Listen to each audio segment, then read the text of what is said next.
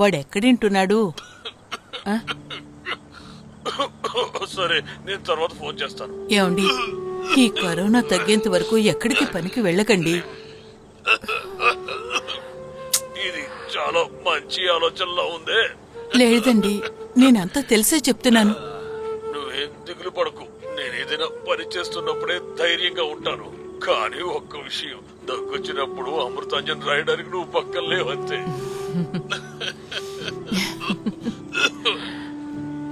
సరేనండి, అదే ఫ్లైట్ లో మీరు కూడా రావచ్చు కదా. ఎందులో? వందే భారత్ లోనా? సరే, చూస్తాను. పెద్ద పెద్దోళ్ళందరూ సీట్లు పట్టేస్తున్నారు. సరే, నేను ఊసలు పట్టుకునైనా వచ్చేస్తాలే. నీకంతా తమాషాని.